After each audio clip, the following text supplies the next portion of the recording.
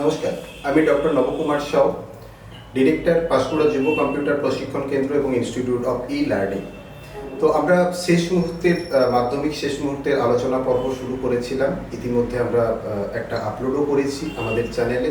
তো আজকে আমাদের আলোচনার বিষয় থাকবে ইতিহাস, এবং ইতিহাস 2024 মাধ্যমিক পরীক্ষা আমরা কিভাবে ক্র্যাক করব বা কিভাবে আমরা ভালো রেজাল্ট করব, সম্ভাব্য প্রশ্নপত্র কি আসতে পারে, এই নিয়ে আমরা আলোচনার জন্য আমাদের সেন্টারে আজকে পেয়ে গেছি সম্মানীয় শিক্ষক পাঁশকুড়া বাড্ডিবাট হাই স্কুল মাননীয় মানসবাবুকে।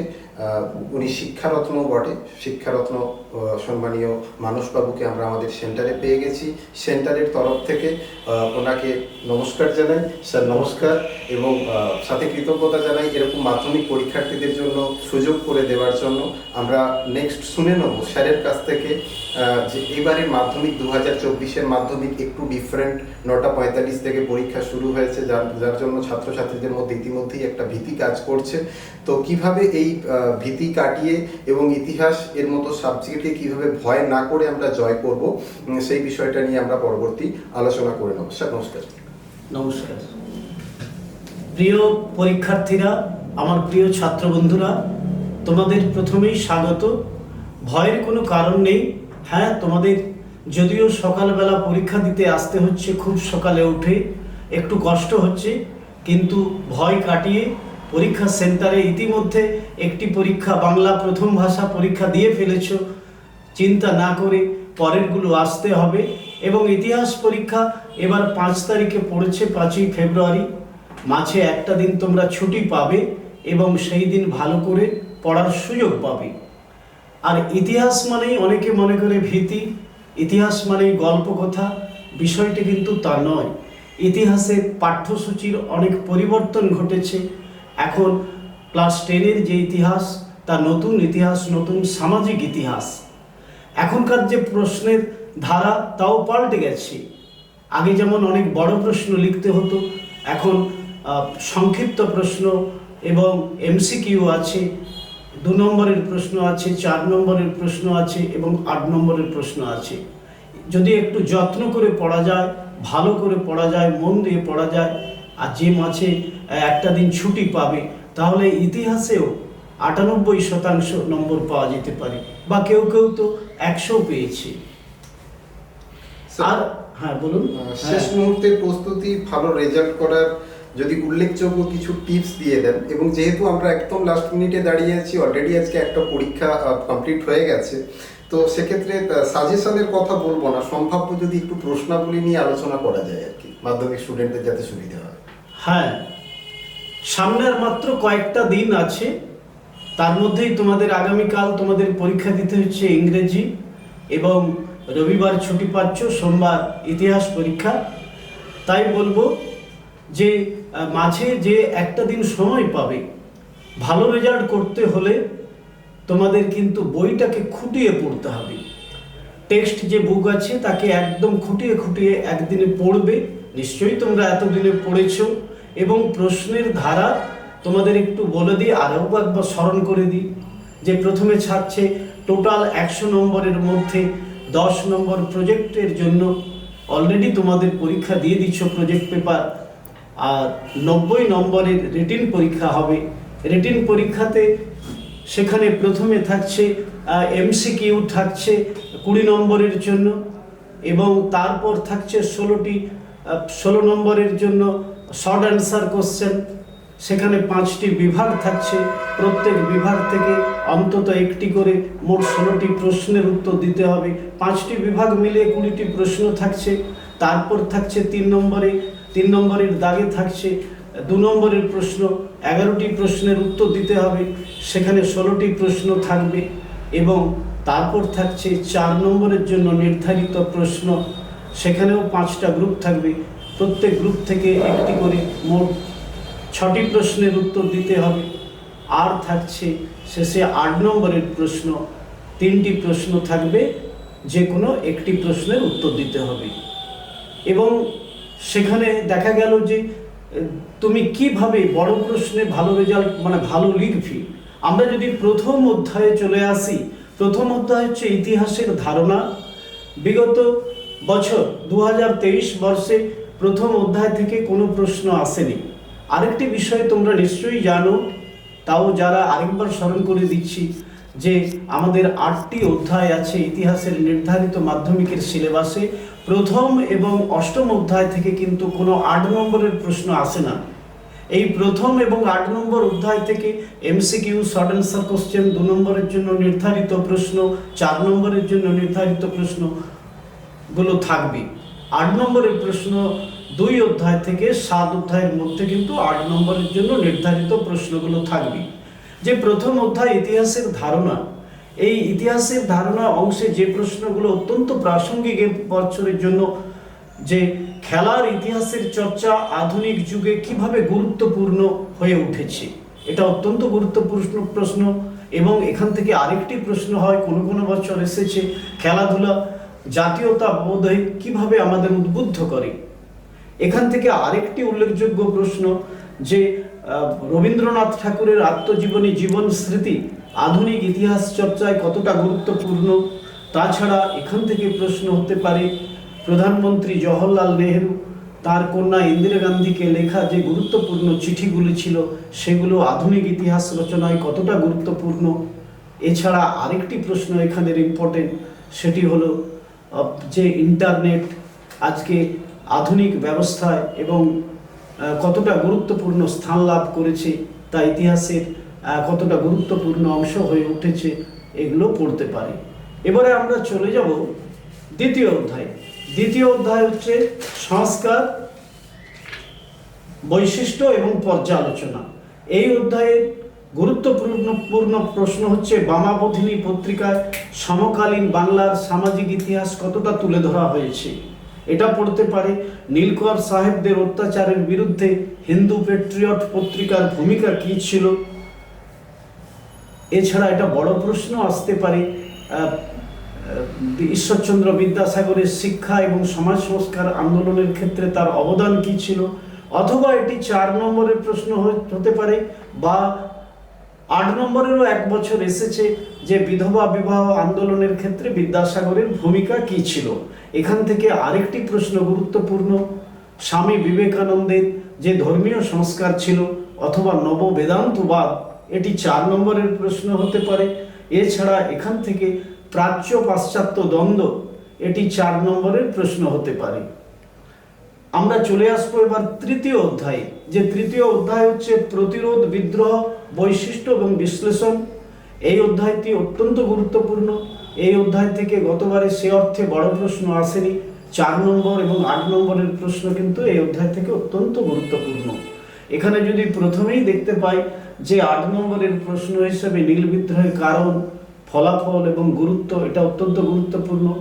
এছাড়া অত্যন্ত গুরুত্বপূর্ণ সাঁওতাল বিদ্রোহের কারণ, ফলাফল, গুরুত্ব।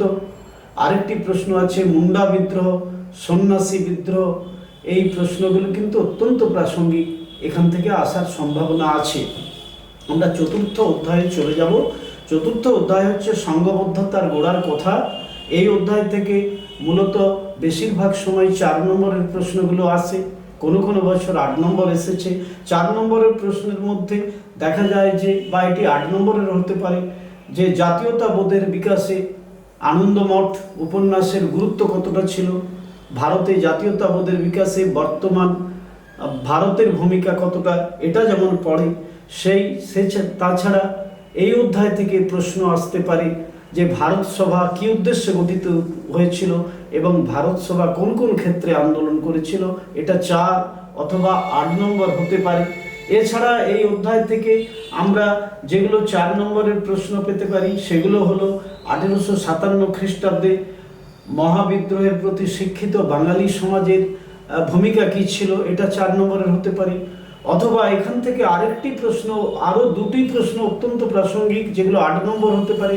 সিপাহী বিদ্রোহের প্রকৃতি এবং চরিত্র বিশ্লেষণ, এবং গোরা উপন্যাসটিতে রবীন্দ্রনাথ ঠাকুর যে জাতীয়তাবোধের কথা বলেছেন তা কিভাবে প্রস্ফুটিত হয়েছে, এই অধ্যায় থেকে এই প্রশ্নগুলো কিন্তু আসতে পারে। আমরা এবার চলে আসবো পঞ্চম অধ্যায়, বিকল্প চিন্তা, উদ্যোগ, বৈশিষ্ট্য এবং পর্যালোচনা। এই অধ্যায় থেকে গতবারে 8 নম্বরের প্রশ্ন এসেছে। এবং 4 নম্বরের প্রশ্নও এসেছে। তা সত্ত্বেও আসতে পারে, এই অধ্যায় থেকে একদম যে পড়বে না তা নয়, প্রত্যেকটি অধ্যায় থেকে পড়ার সম্ভাবনা আছে। এই অধ্যায় থেকে যেমন এবারে প্রাসঙ্গিক প্রশ্ন, ছাপাখানা বাংলায় শিক্ষা বিস্তারে কী রূপ পরিবর্তন এনেছিল, বাংলায় ছাপাখানার বিকাশে গঙ্গা কিশোর ভট্টাচার্যের ভূমিকা কতখানি, বাংলায় আধুনিক শিক্ষা এবং বিজ্ঞান শিক্ষাদানের ক্ষেত্রে ইন্ডিয়ান অ্যাসোসিয়েশন ফর দি কাল্টিভেশনের ভূমিকা কি, অথবা এই প্রশ্নটি আসে বাংলায় বিজ্ঞান চর্চার ক্ষেত্রে ডক্টর মহেন্দ্রলাল সরকারের অবদান কি ছিল। এগুলো প্রশ্ন আসতে পারে।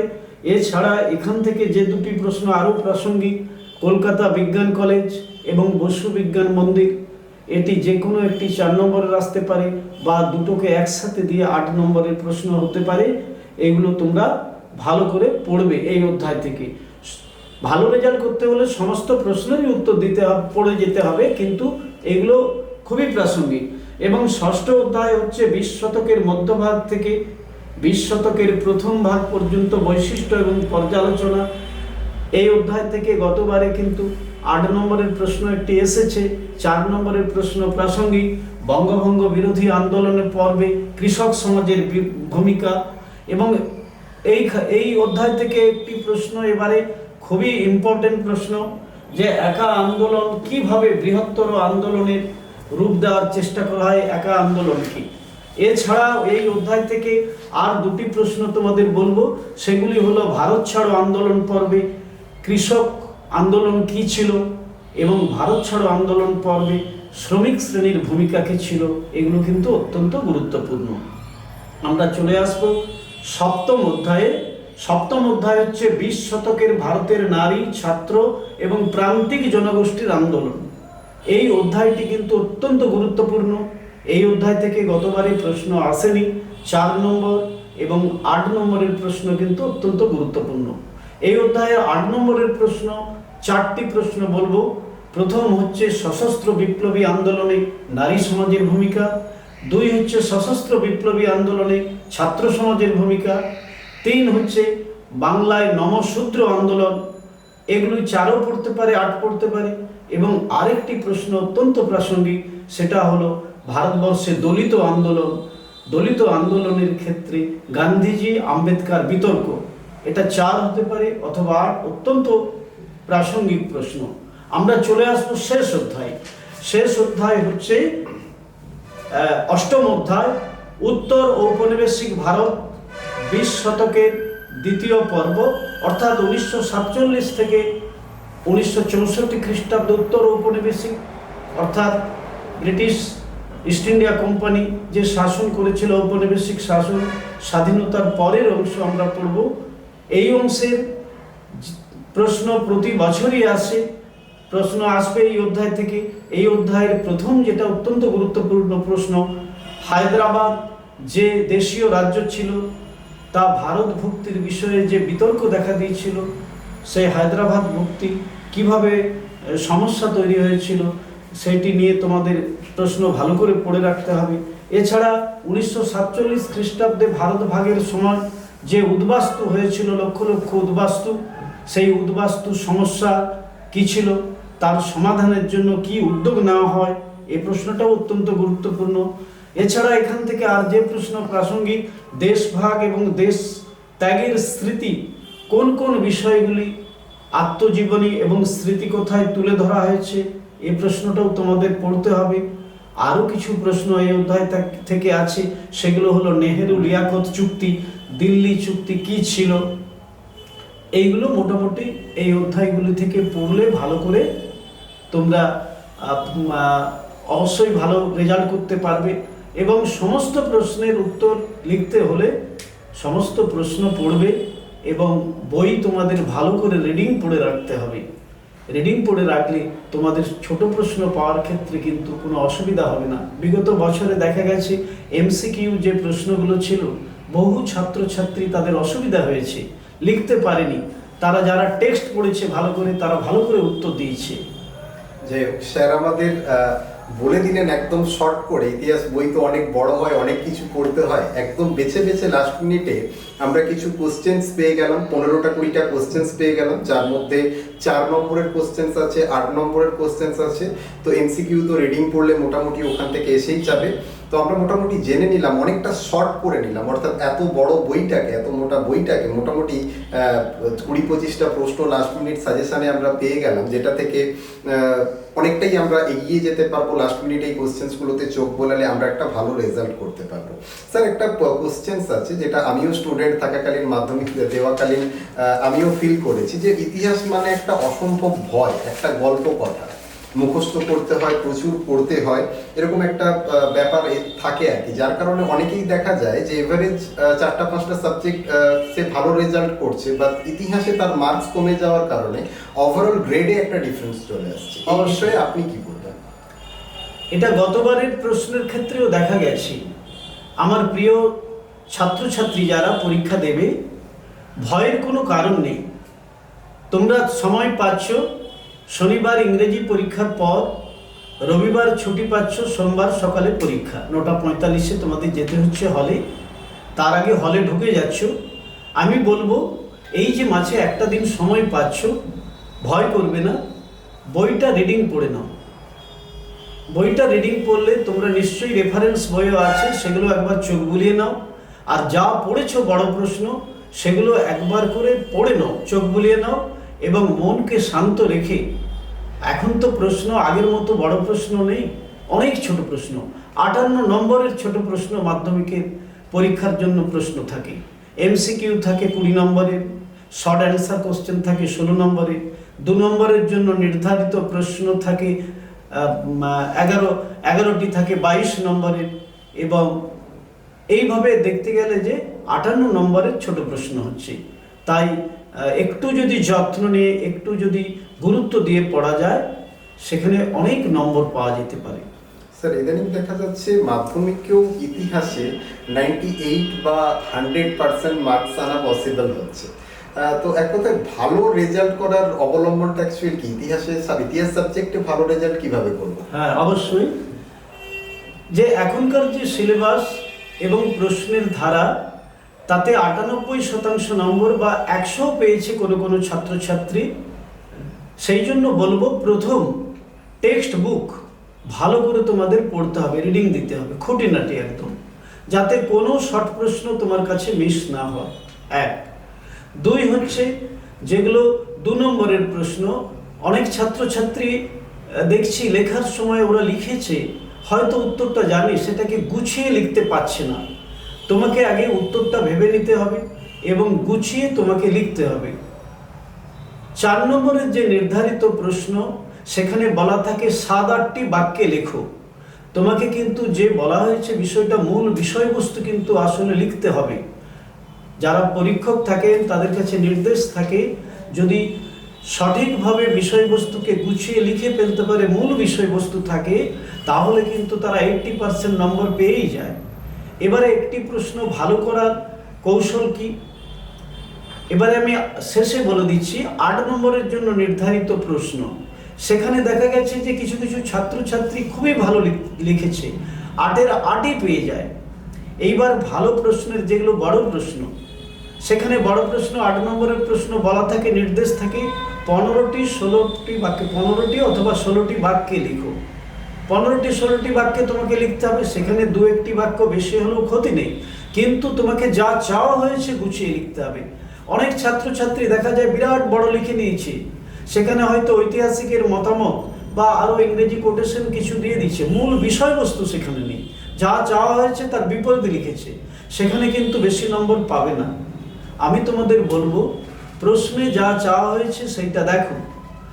এবার একটি ভালো উত্তর, 8 নম্বরের প্রশ্নের ভালো উত্তর আমি কিভাবে বলবো, যে প্রশ্নটা থাকছে সেই প্রশ্নের মুখ হচ্ছে তার ভূমিকা, মুখবন্ধ। তুমি একটি ছোট্ট ভূমিকা দাও, সেই ভূমিকাতে মূল বিষয়বস্তুর সংক্ষিপ্ত সার লেখো, এবং ঐতিহাসিকের মতামত থাকলে ভালো হয়। তারপরে মূল বিষয়বস্তু সঠিকভাবে লেখো, এবং শেষে তুমি মূল্যায়ন লিখবে। মূল্যায়নে ঐতিহাসিকদের মতামত থাকলে ভালো, তোমার মতামত দাও, সবশেষে উপসংহার। এইভাবে লিখলে কিন্তু তুমি ভালো নম্বর পাবে।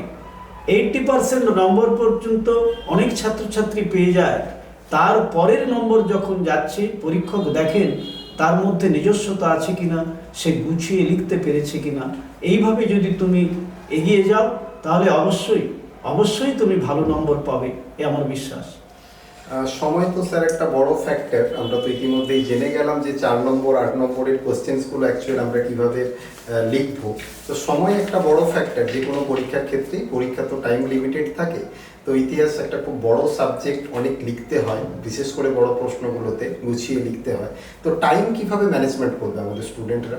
অবশ্যই এটা অত্যন্ত গুরুত্বপূর্ণ প্রশ্ন, ঠিকই বলেছেন আপনি। ছাত্রছাত্রীদের অত্যন্ত সচেতন থাকতে হবে। তোমরা অলরেডি সচেতন আছো, পরীক্ষার আগে বেশ কয়েকটা মক টেস্টও দিয়েছো অনেকেই। পরীক্ষার সময়ের দিকে তোমাকে কিন্তু লক্ষ্য রাখতে হবে। তোমাকে কিন্তু প্রশ্ন দেওয়া হচ্ছে 9:45 প্রশ্নটা তুমি তখন দেখার পর বিশেষ করে 4 নম্বরের প্রশ্ন, 8 নম্বরের প্রশ্ন কোনগুলো লিখবে দাগ দিয়ে দাও। প্রশ্নে অন্য কিছু লিখবে না, যেগুলো লিখবে সচেতনভাবে দাগ দাও যে এই 6টা প্রশ্ন আমি লিখব 4 নম্বরের, এবং 8 নম্বরের 3টের মধ্যে কোনটা লিখবে দাগ দিয়ে দাও। তুমি নিশ্চিত হয়ে যাও এই প্রশ্নগুলো আমি লিখব, কোনটা আগে লিখব কোনটা পরে লিখব। 2, প্রথমের যে প্রশ্নগুলো আছে এমসিকিউ, আমি তোমাদের বলবো সিরিয়ালি লিখবে, প্রশ্ন যেমন আছে ঠিক সেইভাবে লিখবে। প্রথমে এমসিকিউ, সেখানে 20টা থাকে, 20টাই লিখতে হয়। প্রথম একদম 20টা দাগ দিয়ে দাও, যেগুলো পারবে সরাসরি লিখো। অনেক ছাত্রছাত্রীকে দেখা যায় শুধুমাত্র দাগ নাম্বার দিয়ে ছেড়ে দিয়েছে, সেটা করবে না। যেমন এর দাগের প্রশ্ন, 1-এর এ উত্তর ঠিক হবে, এ লিখবে, পাশে উত্তরটা লিখবে এমসিকিউতে।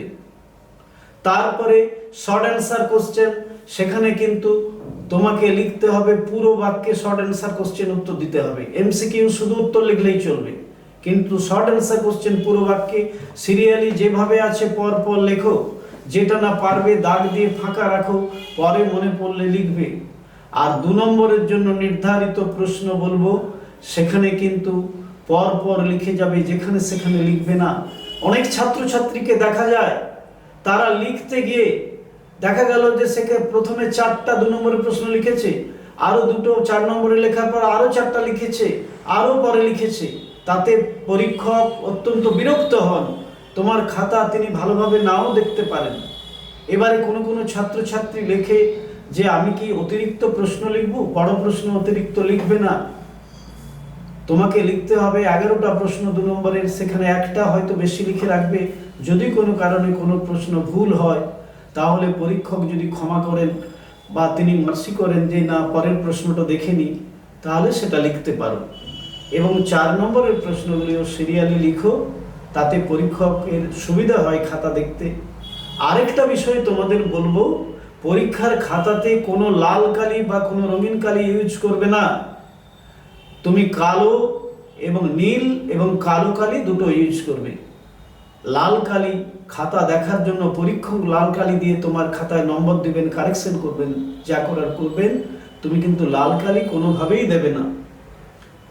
আর প্রথম পেজ যখন পূরণ করবে, তোমার নির্ধারিত অলরেডি একটা পরীক্ষা তুমি দিয়েছো, সেখানে মার্কিংয়ের জায়গায় যে পরীক্ষক যেখানে মার্ক দেবেন সেখানে কোনো কালি দিয়ে পূরণ করবে না, কিচ্ছু করবে না। এইভাবে যদি তুমি এগিয়ে যাও অবশ্যই তুমি ভালো পারবে, ভালো রেজাল্ট করবে, সময়ের মধ্যে কমপ্লিট হবে। এবার সময়টা বলে দিই, তোমাদের 3 ঘন্টা 15 মিনিট সময়। প্রথম 15 মিনিট প্রশ্ন দেখবে এবং 9:55 তোমাদের যে উত্তরপত্র খাতা দেওয়া হচ্ছে সেখানে নাম, রোল নাম্বার, রোল নম্বর এবং যা কিছু লেখা লিখলে ঠিক 10টাতেই লেখা শুরু হবে। এমসিকিউ প্রশ্ন 20টার জন্য তুমি 20 মিনিট সময় দিবে এবং এসএ কিউ যেগুলো আছে সেগুলো 16টির জন্য 16 মিনিট সময়। এসকিউ मतलब স্যার ওই শর্ট অ্যান্সার কোশ্চেন। আর হচ্ছে 2 নম্বরের প্রশ্ন 11টি আছে, 2 মিনিট করে তুমি 22 মিনিট সময় দেবে। 4 নম্বরের জন্য যে নির্ধারিত 6টি প্রশ্ন থাকবে সেগুলো 12 মিনিট করে সময় দিবে, মোট 72 মিনিট। এবং 8 নম্বরের জন্য একটি প্রশ্ন 35 মিনিট সময় দেবে। সব মিলিয়ে সময় দাঁড়াচ্ছে যেটা দাঁড়াচ্ছে যে আমাদের আর 12 মিনিট 13 মিনিট সময় হাতে থাকছে। এই 13 মিনিটের মধ্যে আমি 7 মিনিট সময় বলবো খাতা সেলাই করতে। কোনো প্রশ্নের উত্তর যদি বাকি থেকে যায় সেগুলো লিখে ফেলবে, আর যে বাকি সময়টুকু থাকছে তোমরা রিভাইজ দিবে। আরেকটি বিষয় স্মরণ করিয়ে দিই যে লাস্ট ঘন্টা পড়ার আগে 15 মিনিটের ঘন্টা যখন পড়বে তখনই খাতাটা সেলাই করে নেবে। এরকম আমাদের অভিজ্ঞতা, কিছু কিছু ছাত্রছাত্রী লাস্ট ঘন্টা পড়ে যাচ্ছে, খাতা সেলাই করছে না, তার লুজ সিট দুটো পড়ে রয়ে গেল, সে কিন্তু চলে গেল, পরের দিন এসে কান্নাকাটি করছে। এই বিষয়টা কিন্তু তোমরা করবে না। তাহলে এইভাবে যদি সময়টাকে মেনটেন করে সুন্দরভাবে শান্তভাবে পরীক্ষা দাও, ইতিহাসে অবশ্যই ভালো করবে। ভালো শুধু নয়, 98% বা কেউ কেউ 100ও পেতে পারো, সে আমি বলতে পারি। স্যার, সর্বোপরি একটা কথাই বলবো, ছাত্রছাত্রীদের কাছে ইতিহাস তো খুব ভীতির সাবজেক্ট। অনেক ছাত্রছাত্রীর কাছে, যেমন আমি ছিলাম, আমার সময়ও ইতিহাস খুব আমার ভয় লাগতো। তো এমন কিছু বলুন যাতে করে লাস্ট মিনিটে ওরা প্রস্তুত হতে পারে এবং ইতিহাসের এই অদ্ভুত ভয়টাকে ওরা জয় করতে পারে এবং ভালো মার্কস আনতে পারে হিস্ট্রিতে, যাতে করে আদার সাবজেক্টের যে ভালো মার্কস কম্বিনেশনস হয়ে যাতে একটা গুড প্রপোজাল, গুড মার্কস হতে পারে। তো এটা লাস্ট মিনিট আপনি কিছু বলুন যাতে ভয়টা কেটে যেতে পারে। প্রিয় ছাত্র বন্ধুরা, তোমাদের উদ্দেশ্যে সবশেষে এটুকু বলবো, আমাদের কাছে সময় আর বেশি নেই। তোমাদের কাছে কালকে ইংরেজি পরীক্ষা আছে। যে তোমরা একটা দিন সময় পাবে, প্রথম টেক্সট বুকটা একবার রিডিং পড়ে নাও। যে প্রশ্নগুলো অলরেডি পড়েছো সেগুলো একবার করে চোখ বুলিয়ে নাও। যেটা পড়নি হয়তো নতুন মনে হয়েছে সেটাও একটু দেখে নাও। আর সর্বোপরি শান্তভাবে যাও, তুমি অবশ্যই লিখবে। আরেকটা বিষয় বলে রাখবো, যারা হয়তো সবটা ভালো করে পড়া হয়নি, কোনো প্রশ্নের উত্তর কিন্তু বাদ দিয়ে আসবে না। তোমার একটু একটু জানা আছে, ধারণা করে হলেও কিছু লিখে এসো। পশ্চিমবঙ্গ সরকারের মধ্যশিক্ষা পর্ষদ থেকে নির্দেশ থাকে ছাত্রছাত্রীদের প্রতি সহানুভূতিশীল। তারা কিছু লিখলেই, সামান্য কিছু লিখলেই শূন্য দেওয়া হয় না, কিছু হলেও দেওয়া হয় নম্বর। তাই কোনো প্রশ্ন ছেড়ে আসবে না। তোমরা ভালোভাবে, আর পরীক্ষার আগের দিন রাত জাগবে না, কারণ তুমি যদি রাত জেগে যাও তাহলে তোমার শরীর ভালো থাকবে না, মন ভালো থাকবে না, ভালো পরীক্ষা দিতে পারবে না। তাই পরীক্ষার আগের দিন হালকা খাবার খাবে এবং রাত্রে তাড়াতাড়ি শুয়ে পড়ো। সকালবেলা উঠেই তোমাদের পরীক্ষা দিতে যেতে হচ্ছে। সকালবেলায় পরীক্ষা দিতে যাওয়ার সময় তুমি তো তোমার ইষ্ট দেবতাকে তুমি প্রণাম করবে, সেই সঙ্গে বাড়িতে তোমার জীবন্ত দেবতা আছেন বাবা মা, তাদের প্রণাম করে তাদের আশীর্বাদ নিয়ে পরীক্ষার হলে যাবে। তোমার পরীক্ষা তোমার এবং তোমাদের সকলের পরীক্ষা নিশ্চয়ই ভালো হবে। আমি কামনা করছি তোমাদের শুভ হোক। নমস্কার। নমস্কার এবং অসংখ্য ধন্যবাদ আমাদের সম্মানীয় বার্লিবার্ড স্কুলের শিক্ষক, সম্মানীয় শিক্ষারত্ন মানসবাবুকে। আজকে উনি আমাদের কাছে এটা একটা গৌরবময় উপস্থিতি সেন্টারে, যে ওনার মতো একজন মানুষ আজকে মাধ্যমিক স্টুডেন্টদেরকে খুব সুন্দরভাবে গাইড করে গেল। সাজেশন নয়, লাস্ট মিনিট কোশ্চেন্স পত্র বলে দিলেন যে এই কোশ্চেন্সগুলো তোমরা করো, এর মধ্য থেকে অনেক কিছু তোমরা পেয়ে যাবে, অনেক কিছু তোমরা করতে পারবে এবং ইতিহাসের ভয়ে আমরা কিভাবে জয় করব সেটার উপরে অনেক ধারণা স্যার দিয়ে গেলেন। এর জন্য ইনস্টিটিউট অফ ই লার্নিং এবং পাঁশকুড়া যুব কম্পিউটার প্রশিক্ষণ কেন্দ্রের তরফ থেকে স্যারকে অসংখ্য ধন্যবাদ জানাই। স্যার, অসংখ্য ধন্যবাদ মাধ্যমিক স্টুডেন্টদের জন্য এই ধরনের একটা প্রোগ্রামে উপস্থিত থাকার জন্য। তো পরীক্ষা সবার ভালো হোক, সবাই খুব ভালো করে পরীক্ষা দিক, সবাই খুব ভালো করে লিখুক। ইতিহাস সাবজেক্টটাকে ভীতি না পেয়ে স্যার যে মোটিভেশনসগুলো দিলেন, স্যার যে কোশ্চেন্সগুলো বললেন, সেইগুলো ঠিকঠাকভাবে করতে হবে। এবং সব থেকে বড় হচ্ছে লেখার ধরন, অর্থাৎ আমি কিভাবে লিখবো, ঠিক কিনা স্যার? আমরা অনেক সময় দেখা যায় যে স্যারেরা বিরক্ত হয়ে যান একটা স্টুডেন্টের প্রতি, তার কারণ হচ্ছে এটাই, তার লেখার ভঙ্গি। আমি আজকে বললে হাতের লেখা তো তুমি রাতারাতি ঠিক করে নিতে পারবে না, বাট যতটা সম্ভব কাট অ্যান্ড ক্লিয়ার লেখার চেষ্টা করবে এবং সংঘবদ্ধভাবে, যেটা সব স্যারই বলে থাকেন যে সংঘবদ্ধভাবে লেখা। অর্থাৎ আমি এমসিকিউ করছি তো এমসিকিউটা আগে করে নিই, বা প্রপার দাগ নম্বর দিয়ে লেখা। এই কতগুলো জিনিস স্টুডেন্ট তোমাদেরকে খেয়াল রাখতে হবে যদি মার্কস ভালো আনতে হয়। কারণ একটা সাবজেক্টে মার্কসের উপরে নির্ভর করে তোমার ওভারঅল গ্রেডটা কেমন হবে। কোনো একটা সাবজেক্টে তুমি যদি পিছিয়ে যাও, দেখা যায় সেটা ডাইরেক্ট ইম্প্যাক্ট করছে ওভারঅল গ্রেডে।